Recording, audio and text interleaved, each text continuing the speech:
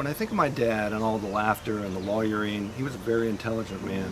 And, those were the things that would come at you initially were, that great sense of humor or maybe some intellectual question you were getting answered or talking to him about.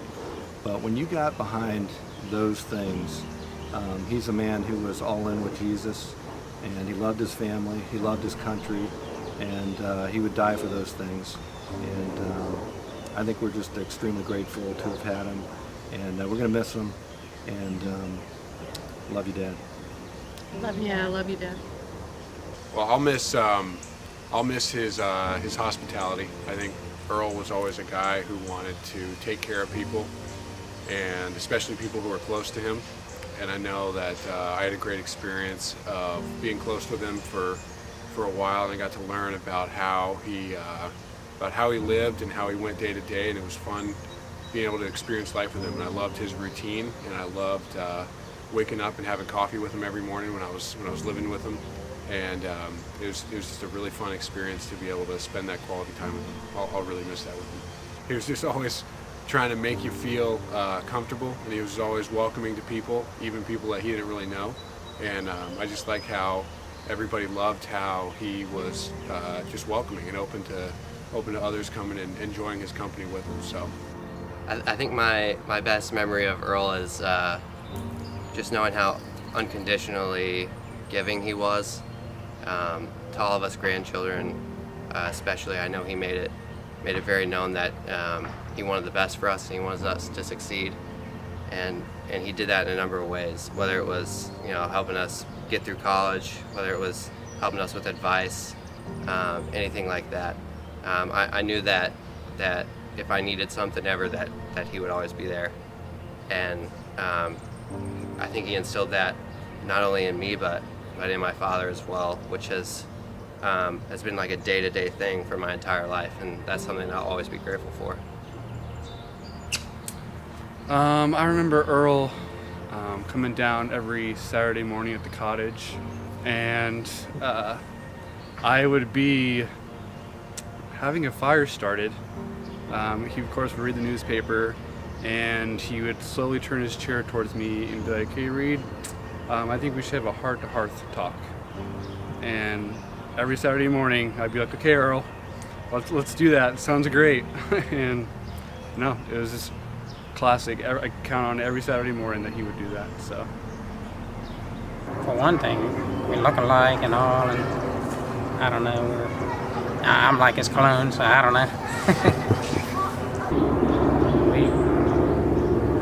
I got his genes, so I mean, like I say, I'm his clone. So. He had this huge sense of humor and certainly stressed, laughter. There's always a lot of laughter in our house, and it kept us all from taking ourselves too seriously, and it was just always a lot of fun to be with, and just And a very good guy. heart.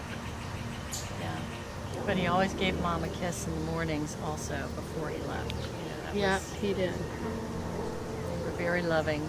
Yep. Towards And he always said really beautiful prayers at dinner. I don't think he ever missed a prayer at dinner. I just want to thank my dad and my mom as well, for just we've got a blended family, and they have just always welcomed us. They've never considered our kids anything but their grandkids, and I'm just so grateful for that. It's been quite the blessing. The one thing that I remember about Earl is that when we first came, and we weren't married yet, and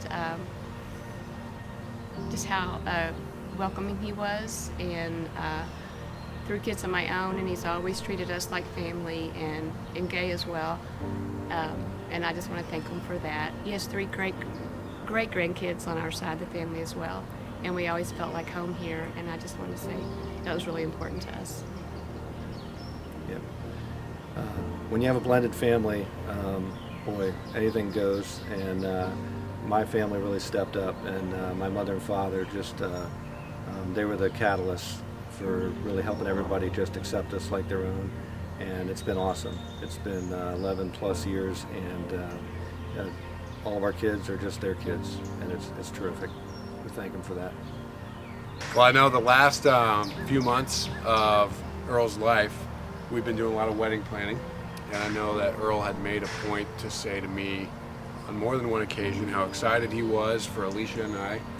And I remember him lying in his bed, and he was saying, you know, Johnny, I really want to be there. I think it's a 50-50 shot at best. And I thought that was great because I know his heart really wants for him to be there, and I know it was probably going to be tough for him to make it, but I think for Alicia and I, it was just a really great blessing to know that even though we knew it was going to be tough for him to be there, he wanted so badly to celebrate with us. And I've heard just such great things about Earl and wish I would have had the chance to meet him as well, but we are just so excited for our special day and know he'll be there with us. We love you, Dad, and thank you for all you did for us and me over the years. And it's been a lot of years. You've done a lot for us, and we'll miss you, Dad. We love you. Yeah, and I feel like part of the family. So you always made me feel welcome. I love you, Pa, and I'll miss you. Pa told the best and worst jokes.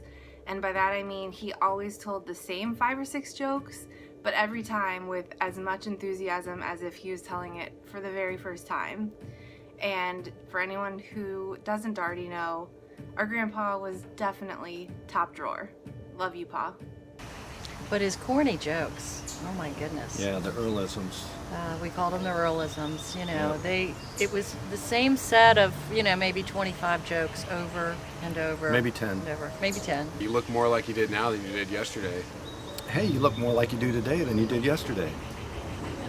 You look more like yourself than you did yesterday. You gotta be good for something. Otherwise, you'll be good for nothing. Gotta be good for something, good for nothing.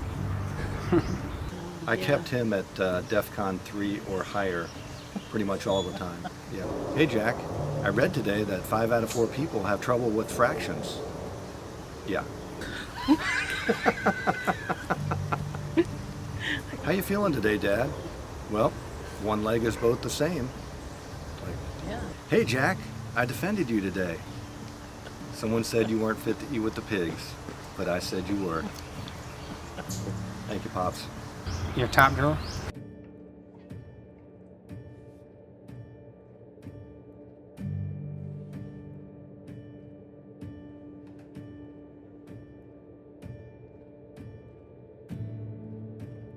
What is the